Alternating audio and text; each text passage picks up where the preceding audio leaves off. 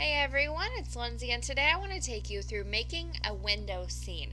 Now I'm going to be using the brand new die set from Craft and Desert Divas called Window Pane Dies, and this has a great big window pane in it that I'm going to go ahead and use with my big shot machine, or my big kick, excuse me, to go ahead and cut some white cardstock with that. So I've just used the regular sandwich that I would for any other wafer thin die. Even though this is a larger one, it uses the same exact sandwich. So once I pull this out, I'm going to have this great window pane that's going to be the front of my card, and it's got this great stitching detail on it as well. Now I'm also going to be using the Build a Scene die set from Craft and Desert Divas. They released this last month, and I'm going to use this to cut out a bunch of different objects that I'm going to use for my scene. So I've used some gray cardstock to cut out the mountains, and these have stitching on them as well. Now the great thing about all the dies I'm using today, Craft and Desert Divas has matching stitching, so I don't have to worry about matching any of the stitches from one die set to the next. It all matches perfectly, so I am good to go. Now also I'm going to be cutting those little snow caps for the mountains out with some white cardstock, and also that little bird from the same Build a Scene die set I'm going to cut from white cardstock as well, and I'll cut two of those and use them on my card. Now the little bird has stitching along the outside if you wanted to use it for some die cut inlay, but I'm just going to be using the actual die cut today. Now I will also be using the it can be either a lane, or I'm using it as a river today, so it just looks like a long curvy road, but I'm going to be using that, and I will cut that with some blue cardstock. And again, this has stitching on the inside and the outside of the die as well.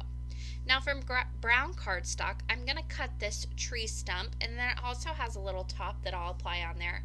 I'm using the base of the tree and also the tree top. I'll be cutting from green cardstock, and then also on that green cardstock, you can't see it, but there are two little leaves in this die set that you can attach to this tree stump, and I'll be cutting those from green cardstock as well. So I'll go ahead and run all those through in one go just to get as many die cuts done as possible. Now I am using a piece of watercolor paper here, and this is cut to slightly smaller than that window frame die, or that window pane die.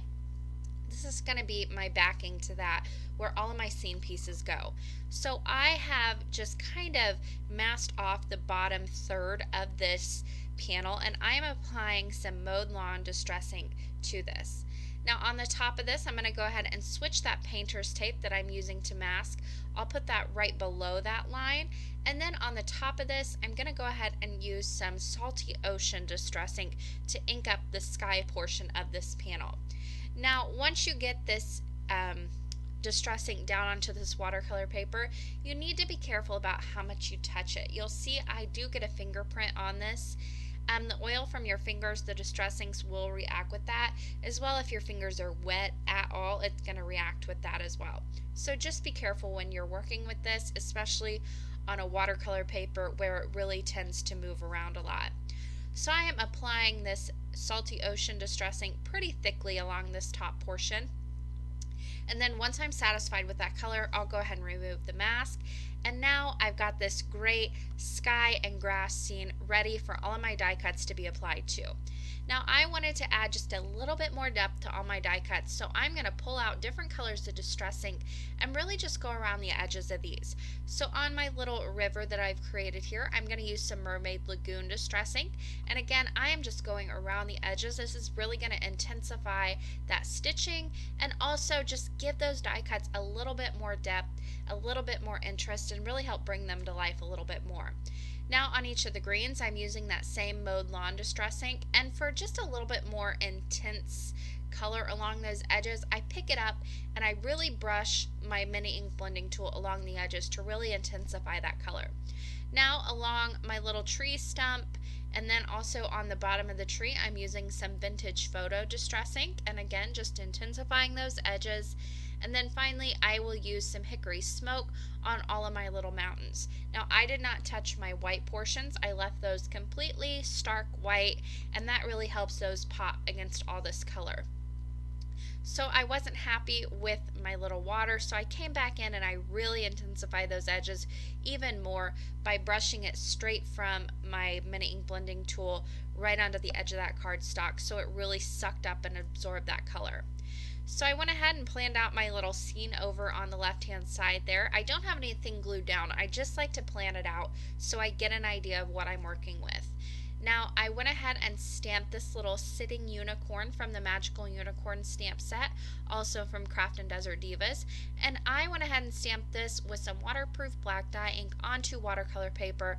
Then I just used my scissors to fussy cut that, and I'll use some different distress inks to watercolor in this little unicorn very quickly. Now, if you wanted to, if you don't want to fussy cut this image, Craft and Desert Divas does have SVG cutting files for all of their stamp sets. So if you have an electronic cutting machine, you can go ahead and purchase those. They're 99 cents a piece, and you can reuse them over and over and over to cut out all of your stamps that you get with the Craft and Desert Divas sets. I don't have one.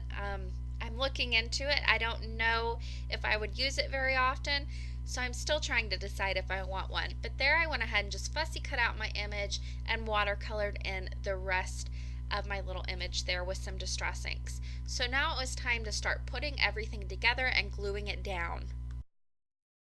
So I like to use a wet adhesive for this, so I'm using my Glossy Accents here, and I'm also using that Quick Sticks tool here and there just to help me apply things a little bit easier so my fingers don't get in the glue and make a huge mess. So I went ahead and first put all of my little pieces together before I started gluing anything to the background. So I put the snow caps on the mountains, I put the little tree base on the tree, I'll apply all the little pieces to the stump, and then I can come over and start putting everything onto that background. So the first thing I wanted to get down was that water, or that little river. So I put that down, line that up with where my grass ended and my sky began, and then right above that I'm going to go ahead and put that mountain range. You can see I keep pulling that window pane die back over just to make sure I have everything positioned properly so everything is showing through that I want to show through those little rectangles that are in that pane die.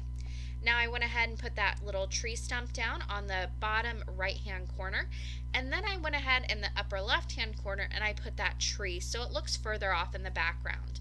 Now I wanted to go ahead and pop my die cut, my window pane die cut, up away from that background. So I actually used that same window pane die to die cut some fun foam, and then I'll apply it to the back of this window pane die. Now I wouldn't suggest doing this. I did it just to try it out, and it didn't work out so well for me. Whenever you do die cut fun foam, it stretches out a little bit and it's never going to match up to your die cuts that you die cut from paper. For me it does it anyway. Now if you apply the fun foam first, like apply a huge rectangle and then die cut everything at once, it will work out well. But to do it this way like I did it, I would not suggest it. I would suggest just using strips of fun foam in between, or using your foam tape to pop that up away from the card. So learn from my mistake.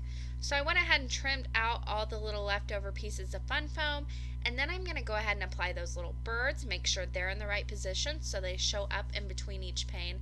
And then finally I'm going to go ahead and put down this little unicorn that I went ahead and fussy cut out, and I am using some fun foam and double-sided adhesive to pop this up away from that tree stump that I will have this unicorn sitting on.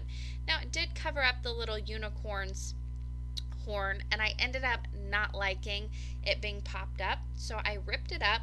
I fixed what I ripped up, and then I went ahead and just put it down with some glossy accents. So if you decide you don't like something on your card, don't be afraid to go back, pick it off, and move it around. You can always do that. That is I do it a lot. I do it when I misplace card base or panels on card bases, or if I misplace a die cut. I do it a lot in my card making, so don't be scared to go and pull it off and reposition. So once I had everything down and I had that window pane die mounted on to the background, and then I went ahead and put some double-sided tape on the back of that whole panel and mounted it onto an A2 top folding hot pink card base. Now I went ahead and stamped Be Fabulous, Be a Unicorn, that is included in the stamp set right on the inside of the card. I didn't want to put any sentiment on the outside of the card. I wanted it to be all of this scene. Now to add a little sparkle, I went ahead and used my Wink of Stella clear glitter brush pen just to add a nice layer of shimmer over that entire window pane to really give it a pop of shine. But that finished off the card for today. I hope you guys enjoyed this video and a look at how you can use this new window pane die to create some really great window scenes with all of your die cuts. As always, I will leave you with a close-up of the finished card and a few pictures.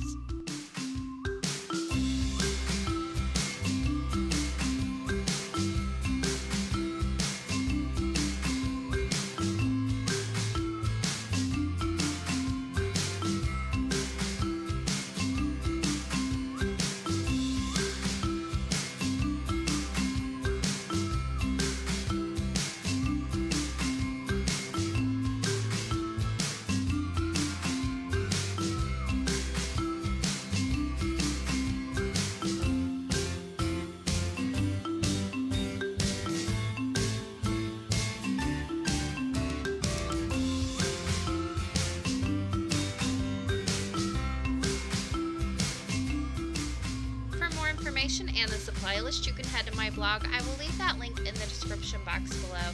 Thank you guys so much for watching today, and happy crafting!